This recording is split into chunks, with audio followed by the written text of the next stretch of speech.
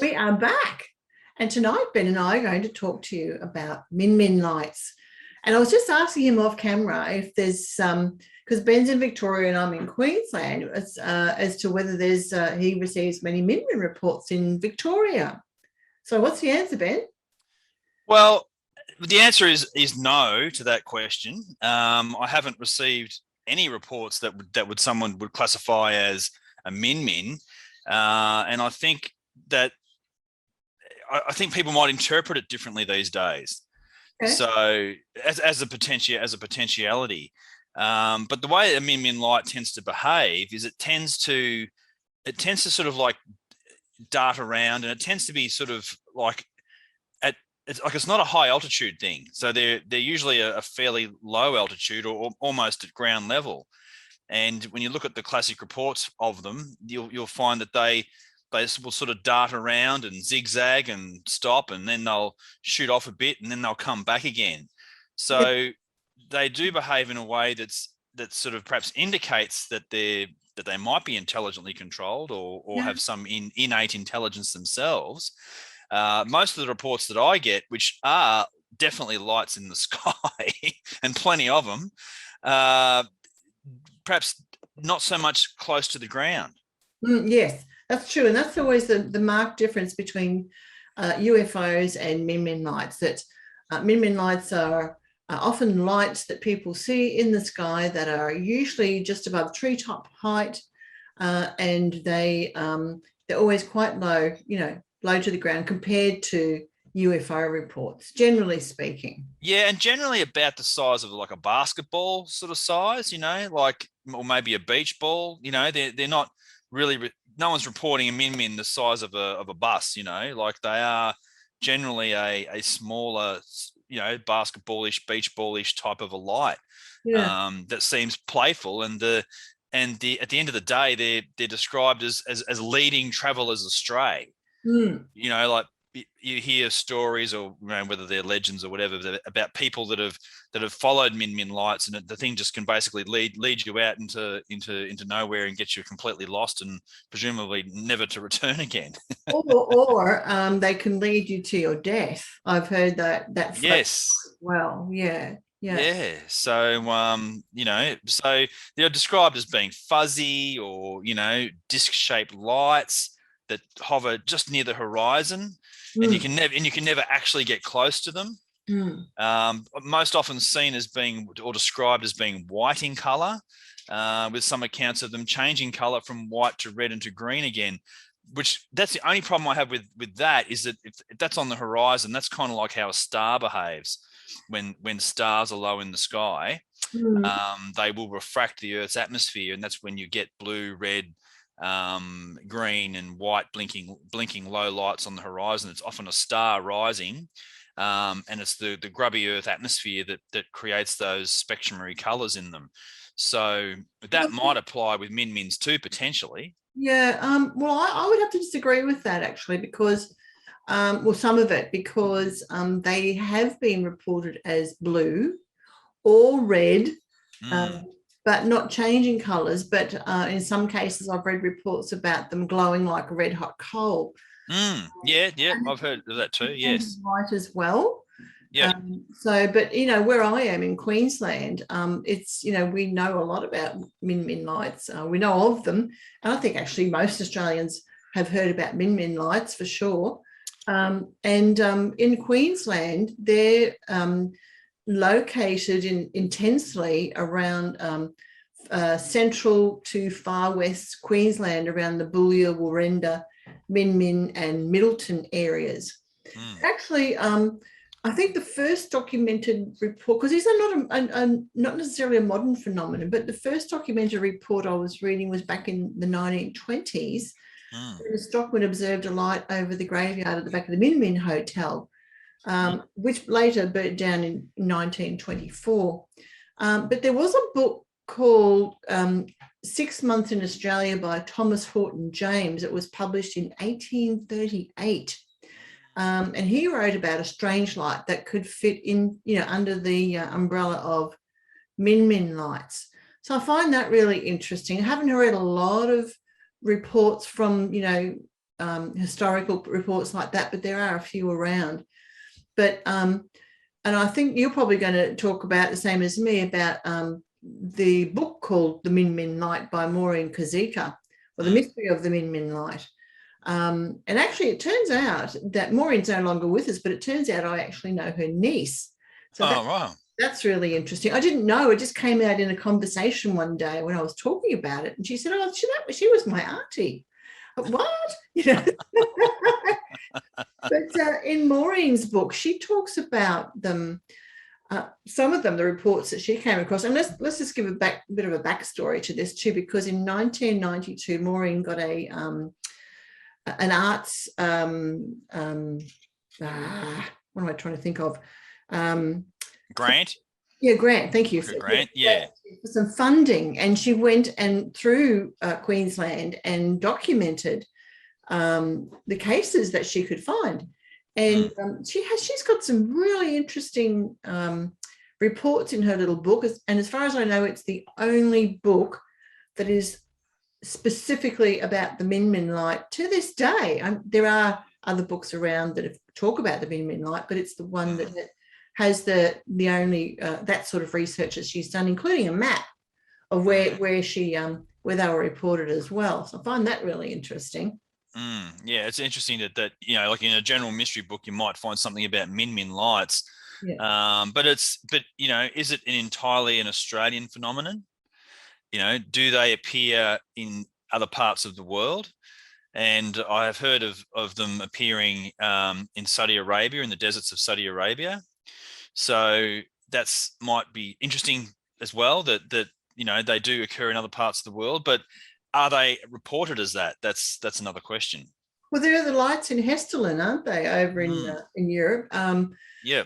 There are lights over in, although I think the ones in Hudson Valley, they're not so much like these. They're a bit different, but it's over in New York State. But I think they exist everywhere, probably everywhere. Put it that way. I can't prove it, but because I haven't read reports from every country in the world. But no, that's right. And it'd be a fairly wide search to track all that sort of thing down and identify it as that type of case. Yeah. But I know that, I've received reports over the years. There was one particular report where these hunters were out in central Queensland, and it was on a flat land, hardly any trees around. They could see for miles around them, and they were there with their dogs, and they were all sitting around the campfire, and they saw these lights, and way off in the distance, and the dogs had, the hair was up on their hair. The hair was up on their backs. Yeah. And they were sitting facing away from the campfire, and they were growling, and the hunters couldn't see anything that was going on. They couldn't hear anything, but the dogs were growling like there was something way off in the distance that they could see. So the hunters, after a while, this went on for a while, and the guy who called, he said they got a bit spooked. So they shot off a few shots with their rifles out into the dark. Goodness knows what was out there. But nothing seemed to respond or move or anything like that. But the next day they decided to walk out to where their bullets would have dropped, and they walked quite some distance, as you can imagine. And they found their bullets, but they found nothing. Nothing there. No footprints, nothing, no wild animals. But there were just these lights off in the distance. Yeah, that's almost a classic experience, isn't it? And I've often heard that they see them more frequently in wintertime. Yeah. Yeah. Yeah, it's more of a winter phenomenon than it is say a summer phenomenon or a change of season like a spring or an autumn. They are seen during the colder months of the year out in the deserts, and I've also read that there's a place in South Australia called Yunta, which is Yunta, and that's centered in a low-lying basin, and that's known for recording extreme heat, but it's probably also have extreme cold as well. Mm-hmm. And that's another district in Australia where this type of phenomenon is being reported. Mm. There are a couple of people on the internet who've talking about their own Min Min encounters, and they're from the Booyah area. And I think that was a little sort of clip put together by the Booyah Shire Council, to as a lot of the little Queensland outback towns, they have to do something to bring tourists out there. Yeah. But they were talking about their experiences, and one of them said that they'd noticed that they're often seen after it's rained. I thought that was interesting. And the other woman said that after they're often seen during a good season, and I'm guessing in the outback they mean rain, because that's a good season. So yeah, and the other yes. Oh, sorry, go on. No, you go. So does that indicate that it's a natural phenomenon? I don't think so, and you know why? Because the Min, they can tease travelers. You have the reports over the years where people are driving and these lights are pacing the vehicles, and the vehicles can be traveling at 100 k's an hour, and the lights are keeping pace with them. Sometimes, from between 2 to 4 hours. So I don't know a natural phenomenon that would do that. And the other thing is they've been reported as going against the breeze. They're always silent. There's an intelligence about them, so they're responsive. And when people have driven close to them, they've backed off. And when they've reversed their cars away or they've walked away, the Min Min lights come towards them. I don't know whether that's a natural phenomenon, I love the mystery of it. They've been reported at traveling of high speeds up to 130 kilometers per hour. So that's not a bird. No, it's not any of those sorts of things, is it? No, and we've heard the stories about like some of the skeptics. There's one here at the University of Queensland, I've forgotten his name, but he was trying to explain it as birds with iridescent feathers. And while some birds do have iridescent feathers, like I think it's the bird of paradise that's found in New Guinea and in Queensland, but along the coast, not in outback Queensland. But they have when they're trying to lure a mate to them, they throw their heads back and put the wings up like this, and all you see is these blackness, and in the middle of it is this iridescent turquoisey blue feathers in the middle. Apparently, the bird of paradise feathers where it's black, they have the ability to absorb 99.6% of light like black holes do. Wow. So it's really dark, and you see this iridescence. Now, I could imagine on a dark night, someone could see that and think, what the hell's that, So, I can understand why people can get confused. Or the other thing that skeptics try and explain them is, the Fata Morgana or the optical illusions. According to the curvature of the earth and how the light refracts, and that's where you get those photos where you see ships above the water hovering in the air, but it's not really, it's an optical illusion. So they're trying to explain them as some type of Fata Morgana, where some image is being projected from some place kilometers away, many kilometers away. Well, I don't think that fits it either, because they're not traveling at high speeds for hours, and they're not bright enough to be able to read a newspaper by, and there's a lot of questions about them. Yeah, there certainly is, and there's there's talked about you said truck lights and Even bioluminescence and geophysical lights as being sort of being marsh gas, but there's not really marsh gas out in Western Queensland. So, it is really hard to, and a lot of the scientific community sort of do really sort of like, yes, that's what it must be.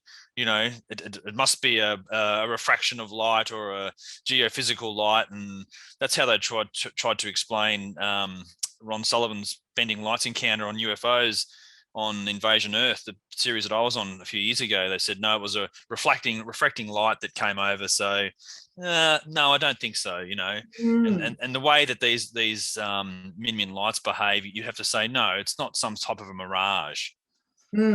Yeah. Or a light that's traveling, being projected in some capacity. Yeah. Even across vast flat distances, a truck being 100 kilometers in the other direction, I don't think its lights are somehow going to be, projected into another area. And plus, the other fact is that often these lights are not necessarily seen on they could be seen on a road, but people will see them out among the trees, and and they'll be zipping around all over the place. So, it's such a hard thing to pinpoint. And the other thing is too, Ben, that as you know, you would have received reports like me of people, driving along lonely, dark roads at night, and they are followed by something which could be a UFO, not necessarily down low.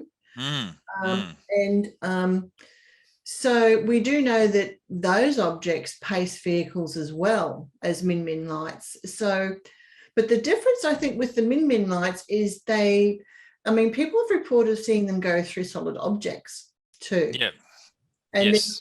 There's a case where a guy was a tour guide. He actually ran off the road with his passengers in a minibus because he saw this light approaching, and he thought it was going to hit them. Now, he didn't get the bus off the road fast enough, and the light went through the bus. Wow, that's interesting, isn't it? Yes. So. Oh, that's interesting when you hear about, ball lightning traveling through aircraft.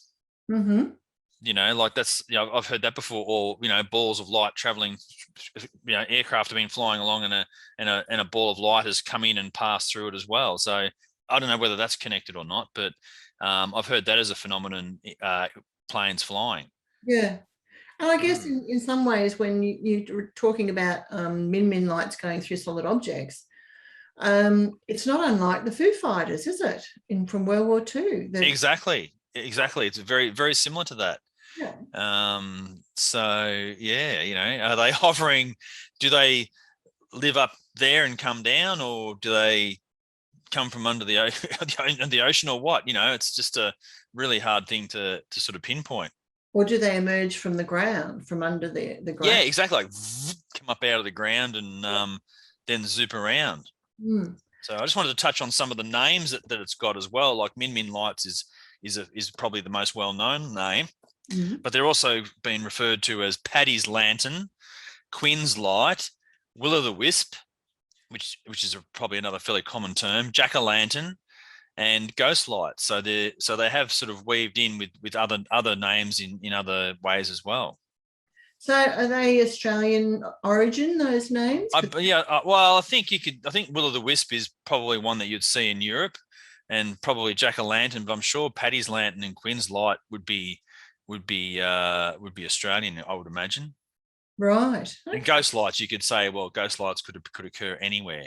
Well, that's true. Ghost lights. That's a good thing for it. The other thing I was going to say was I have read reports too of Min lights, if you want to call them that, because let's just call them that, because we don't really know what to call them, but that allows us to talk about them. But some of them have been very bright and very close, bright enough to light up car interiors. And another one that I was I'm aware of, with other reports I'm aware of, I should say, it's where they've been observed to go up and down the face of sheer cliffs on the darkest of nights, so someone's walking up any sort of trail up those very sheer cliff faces, day or night. So you have to wonder, well, what the heck is that? Yeah, you would. Yeah, that would definitely come to mind. What the hell is that? I did see something that I once classified as a the closest thing I've ever seen to a min min, and it was actually two of them. They were traveling just above the treetop level. I was home one night, and at that stage I had a balcony that overlooked northern view of the Great Dividing Range, and there was trees, like quite a big heavy treed area. And I went out onto the patio one night, and I saw this pair of what you would call white balls or white glowing lights, um, probably about beach ball sort of size, and they were traveling together, and they were like looping around each other, and they were traveling just above the treetops, and they were illuminating the treetops, not a stitch of sound, and they just traveled out gradually over the mountain range. And I thought to myself, that's really strange. It was very low altitude.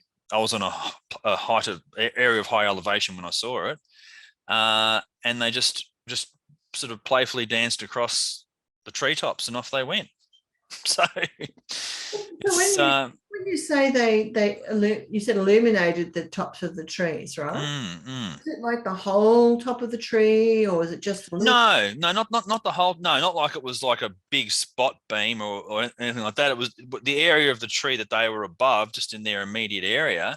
They had a glowing luminescence around them. Well, not so let's just say glow rather than luminescence. They had a glow around them, and as they passed over whatever part of the tree they passed over, that was illuminated underneath them. So they weren't like lighting up the whole canopy per se. They were just, as it traveled over a section, it would light up as it was going over, a particular set of branches or something like that. Interesting. Yeah, and that's here in Victoria, which is not a common min min destination, I suppose. But I'm sure if you did go out looking for min min stories in Victoria, then you would probably find them, Yeah, yeah. or things that you would go, maybe perhaps that was a min min light. Mm. You know. During the late 1990s, I received quite a few reports from people who were traveling on these lonely, dark roads at night. Mm, Some of them were traveling in their own local area, but they lived out of the city. Other people were traveling in the early hours of the morning, either leaving Brisbane and going up the Bruce Highway to the north coast, or coming down to Brisbane. And they reported, these lights that were pacing their vehicles. In some cases, they could see them in the rear view mirror, and they knew that they weren't vehicles because they couldn't hear them. They weren't moving along on the highway. When the cars behind you do, you can see the headlights bobbing up and down now and then. They weren't doing that. They were steady, they were smooth, and they were pacing their vehicles, some behind, some to the side, some up at tree level. And I received quite a lot of reports like that. And in some cases, some people pulled over to the side of the road. They were so frightened. And I remember there were a few women who were traveling, they had kids in the car. And the kids were really, really panicking too. So she pulled the car over, and the kids got down on the floor in the back seat, and she just watched, what was going on. And it just some of them just lifted up behind the cars while they were traveling too, and then just seemed to disappear. They'd be looking around, where did it go? And they couldn't see anything. So yeah, this is where you get that crossover with min min and maybe UFOs, or we just didn't know what to call them really. Yeah, that's right. Yeah, that's very interesting. And have you received any reports like that in recent times, or was it more like through that 90s period? No, it was through that period when there were all types of reports coming in for a very long time. Yeah, yeah. Everything was heightened, but these other types of reports were also heightened. I just wonder how that relates, or maybe they're not distinct. Maybe they're all part of the one phenomenon, or byproducts of the phenomenon, or some as yet to be discovered phenomenon. Don't really know.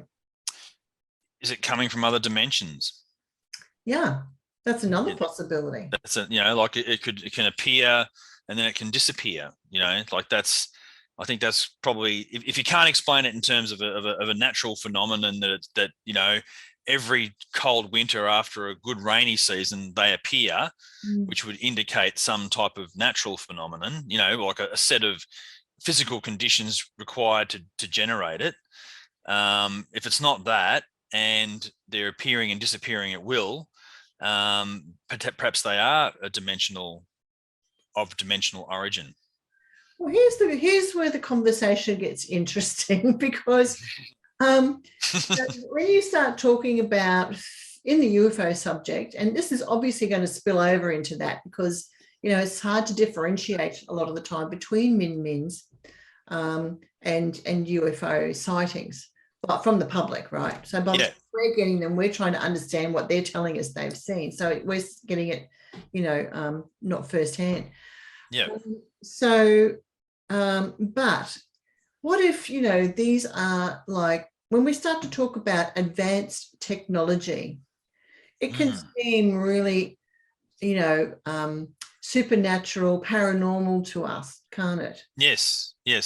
So, and we're trying to interpret something like that, like Foo Fighters. I mean, who knows? They could have actually been some sort of advanced technology, even though they were small. It could have been advanced drones. It could be anything really. Yeah, both the Germans and the Allies, thought it was the other that had that advanced technology, or it was some type of a psychological device that they were using as a morale destroyer of bomber crews. But that just doesn't seem to cut it to me. Yes. Yeah. So and like if you look at the relation to the Tic Tac UFO that everybody who's listening to this would probably be aware of. That's you're talking about that behaving in ways that are beyond our capabilities of perhaps almost even understanding. We can rationalize that it's this object that looks like a tic tac, but it behaves in a way and moves in a way that is completely baffles the human brain. So the min light for whatever it's in whatever capacity it exists is doing the same thing to us.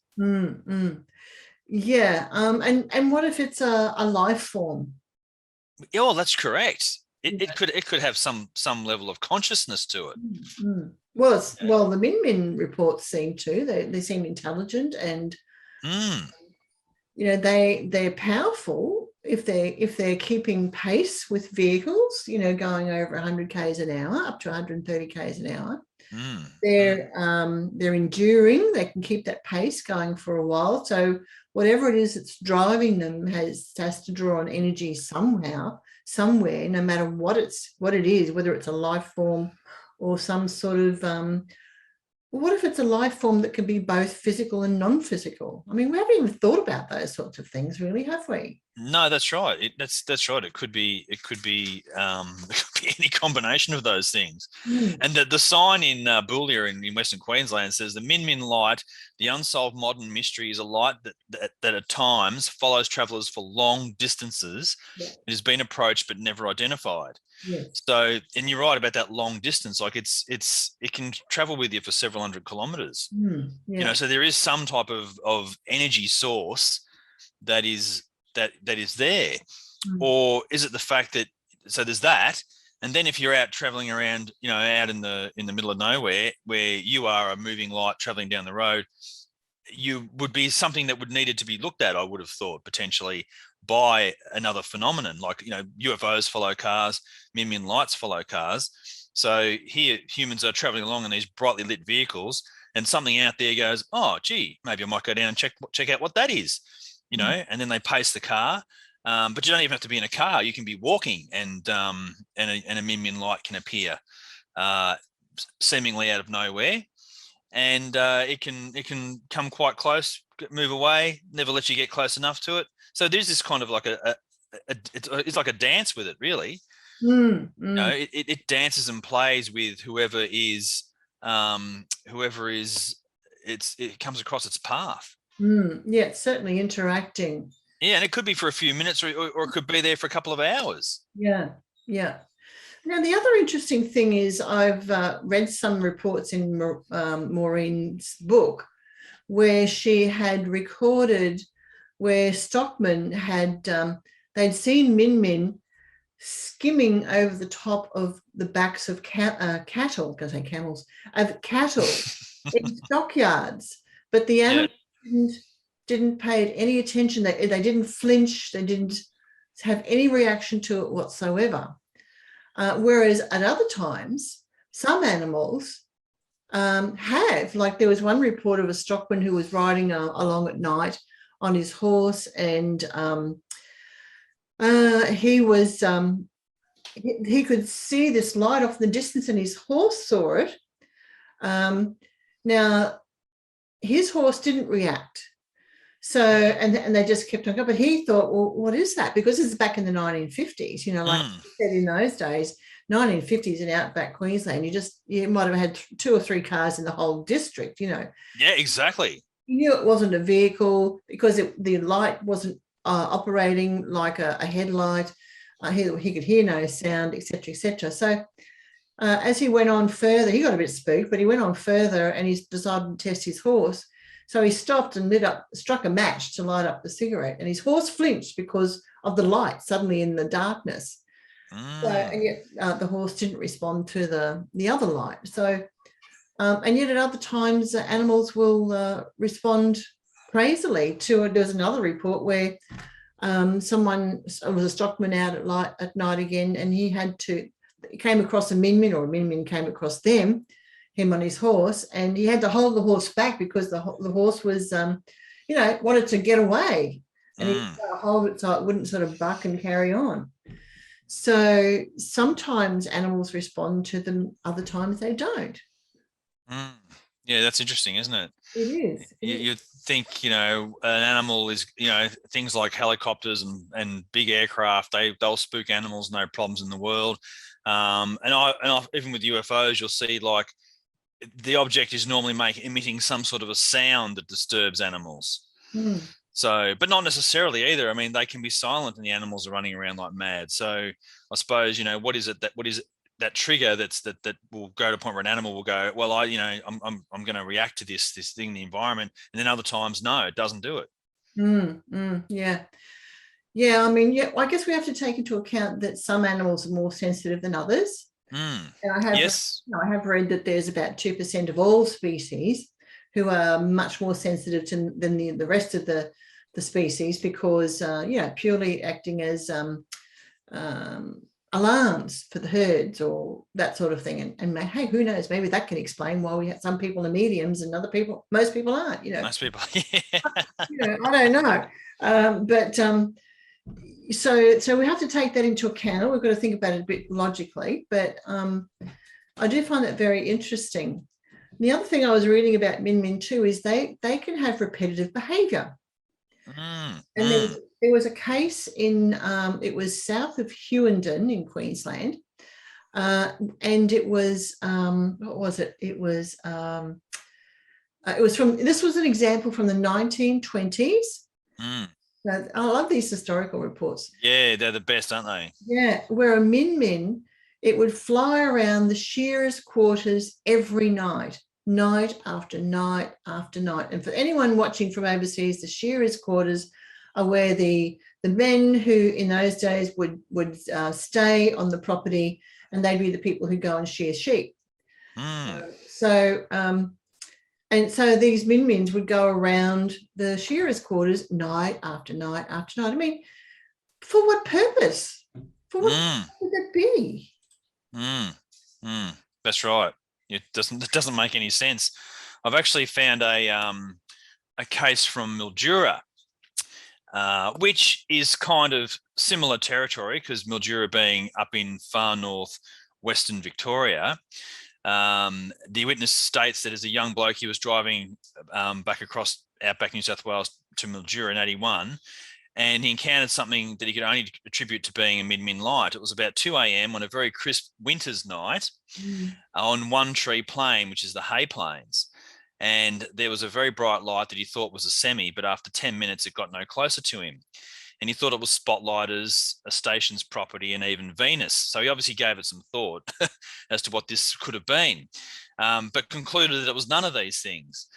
And while it was bright, it wasn't blinding. And he stopped and watched it for about 20 minutes, and it neither moved nor dimmed. And it could have been 200 meters away or 2 kilometers or even further off, and it was impossible to tell. And driving on, it disappeared as if someone had simply turned it off. And he described it as eerie, but not frightening. And perhaps that's another important point about min-mins too. Although I suppose people do get scared, you know, numerous reactions to it. But I think you definitely would describe it as an eerie experience. Interesting. It's just jogged my memory about another report I received some years ago too, was of a woman hitchhiking on the road at night with a couple of friends.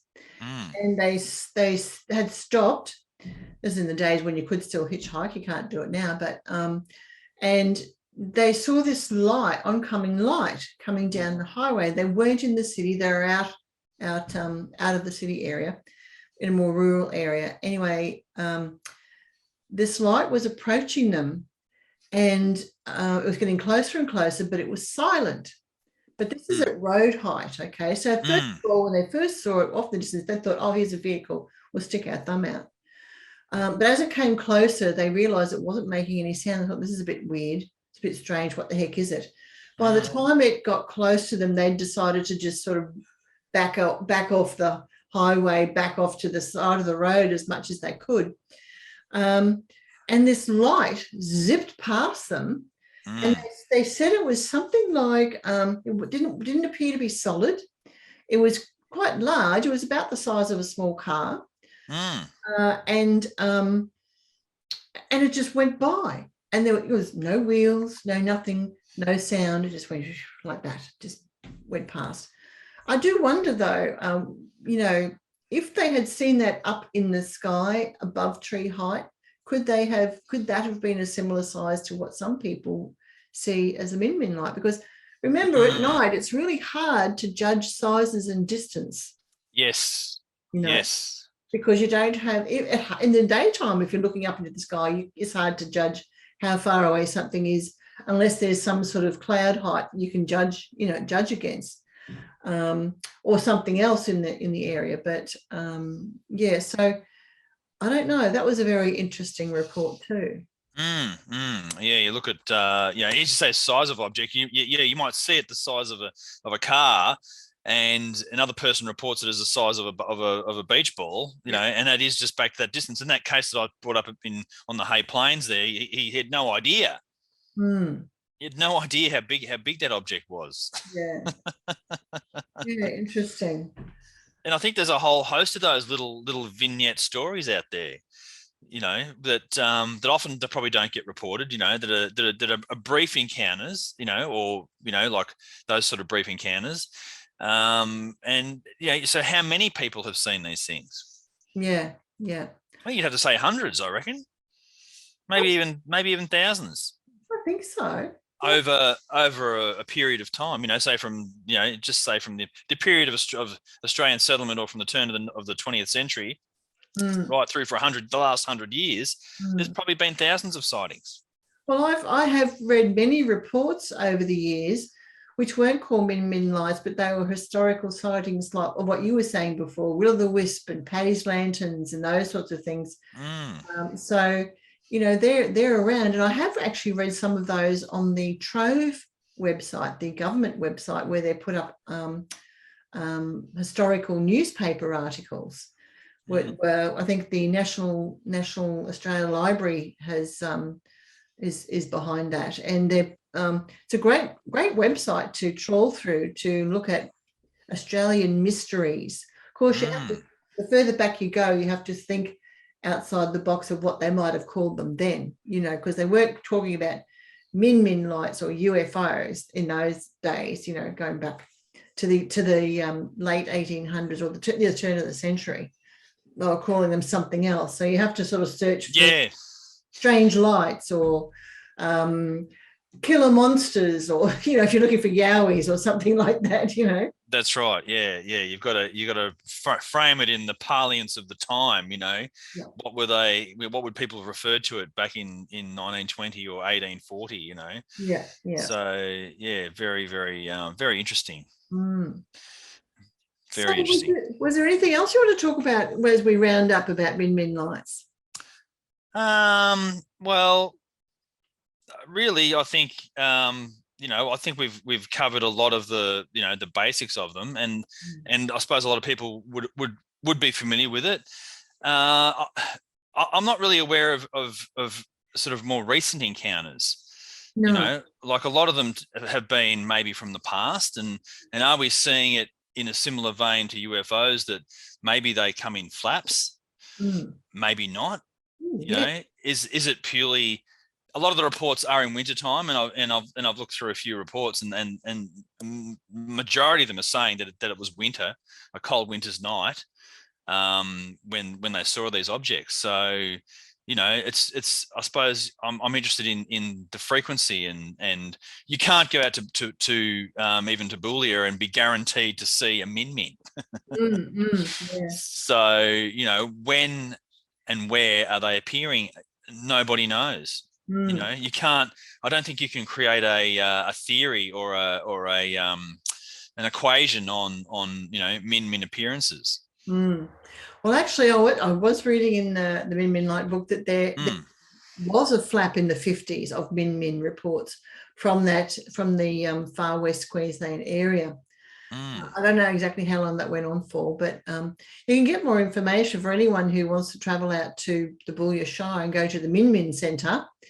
There's a place there where you can find out a lot more. And I remember probably about, I don't know, a couple of decades ago, maybe 15 years ago, I did ring them, and they were very kind enough to send me quite a few printouts or handouts, I should say, of Min Min reports that they had received at the time. Yes, and I think that's just for interested people, school groups, maybe school kids, media, who they had collected those reports and they're making them available to the public. So give them a call, people. Give them a call.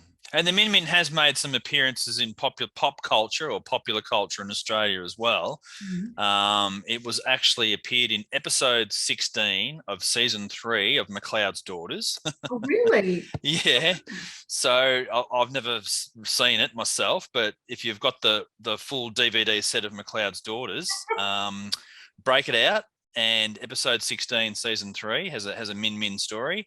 And coming into more modern times, the Stan series of Wolf Creek has a Min Min Lights appearance in the first episode of the second season.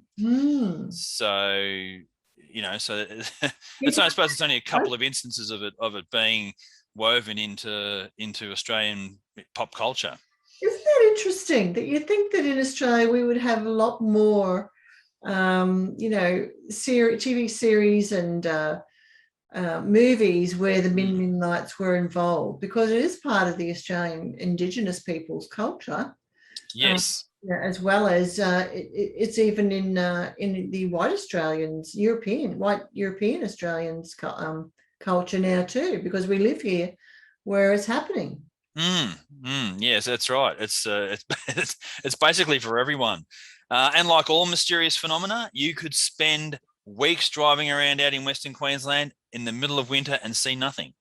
Yes. So it's just not something you can go out there and click your fingers and it's going to appear. And I think like all these encounters, if you are lucky enough to have the experience, you are truly blessed. To have that encounter, to have something like that come and interact with you, even if it creates fear, I still think is a special experience. Yes, interesting. And I think a lot of that fear comes from unknown. Like, what is it? Is it going to hurt me? And there's no proof to say that they do, really.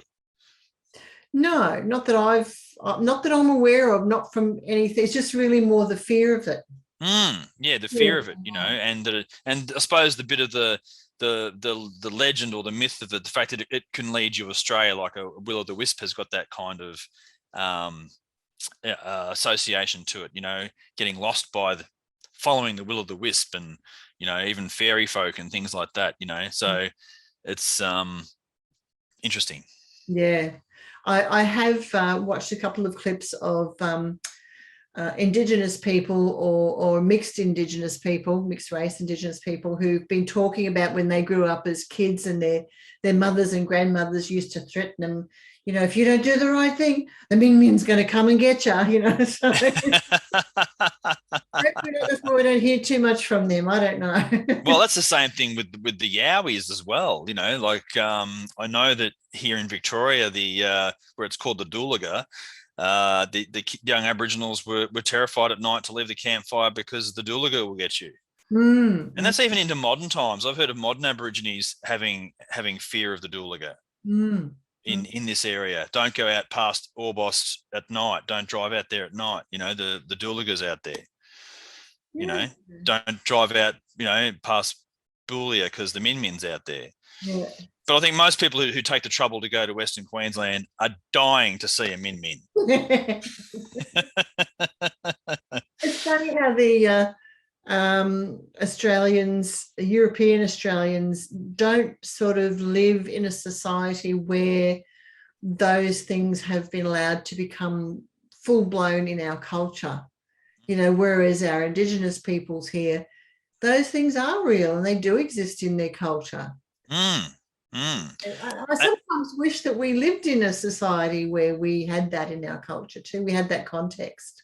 It's been lost out of Western culture for a very long time, in my opinion. We haven't had that close connection to these things.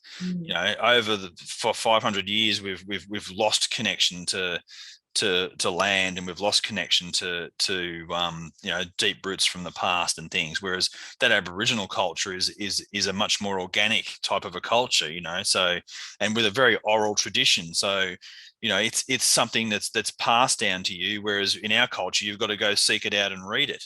And I think that's probably got a lot to do with science and how we think that we're so sophisticated. Scientism is so sophisticated, it doesn't entertain those ideas. Does it entertain ideas of spirit? It doesn't. No. It's laughable to science, in a factual way. But I was just going to say one thing too. I reckon there's two groups of professions that if you could do a survey of them from the start of the 20th century through to now, that these two professions would probably give you some really, really great stories about Min Min lights, about UFOs, and potentially even Yowies. And that would be, for me, truck drivers and train drivers. Yes. Truck drivers and train drivers spend more times out on the flatlands of Australia, hours, and there must be stories out there that just have never seen the light of day. Whether truckers and train drivers talk about it amongst themselves, whether they report them to their companies, who knows? But I just think that if you could access that, there would be a wealth of great stories. Actually, there was a show a few years ago. I think it was the Australian Railways or something. It was a TV show, and in the middle, they had this. They were interviewing these train drivers who were they're on the train. The TV crew was there on the train with them, and they were driving along. It was this long train, is like we could get here in Australia, out in this flat, out in the middle of goodness knows where on the other side of the Black Stump. And in the middle of talking about trains, he starts talking about a UFO sighting that he'd had, this train driver, Good. Yeah. I got that. It's actually up on the UFO Research Queensland Facebook page. That's awesome. Or the UFO YouTube channel too. So it's there. So you've never seen a Min Min, Sheryl? No, I've never seen a Min Min. Not that I'm aware. No, not that I would. I've seen UFOs, but I haven't seen what I would call a Min Min. No. Yeah, right. No. It's my dad. He was years ago when he was younger. He used to work as a jackaroo. I've asked him, did you? He'd spend many nights outside and riding up and down the fences and properties, etc. And I said, did you ever see a UFO? You ever see min-mins? Nah. Nah. Very interesting. I find that fascinating that people can on a 5-day week trip go out and see something, and a guy can work his entire life in those environments and see nothing. And I think in our Yowie episode, I did recount that experience of a guy who lived up in the bush up here for 50 years. And I said, did you ever see a Yowie? What's a Yowie? Never, never, don't know what you're talking about. Never heard of it. And he genuinely hadn't, so I do find that's amazing. And that's what I say to people all the time. You can sky watch for 365 days a year and not see a UFO. Yes. You've just got to be in the right place at the right time for any of these phenomena. And most of the time you won't be expecting it and you won't be ready for it. Well, yes and no. Because I do think there are people who are more predisposed to these types of encounters than other people. True. Yes. Well, absolutely. Yes. Yeah. You can definitely say that. Yes. Yeah, there's probably that aspect of it as well, as much as there is the people who go, oh my God, I've never seen anything like this before in my life, and my whole paradigm has been shifted unbelievably.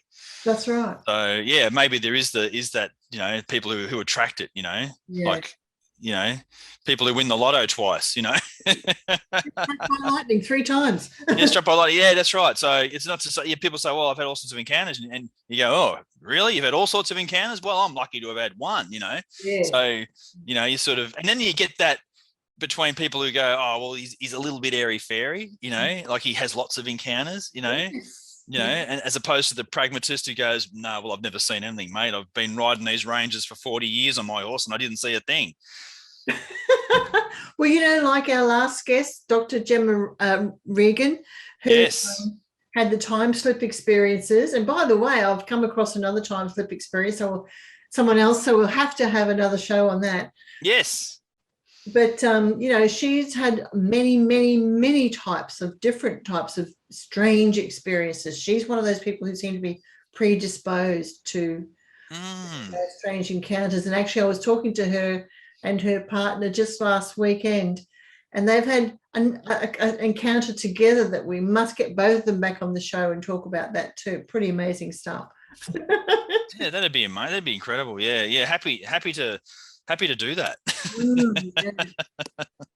Well, I think we've said it all about what we want to say for tonight, for this time anyway, about yes. nights. But so, I hope you've enjoyed it, folks, and we will be back next time to talk about other strange encounters down under. We look forward to your company then. Yep. Till next time. Bye.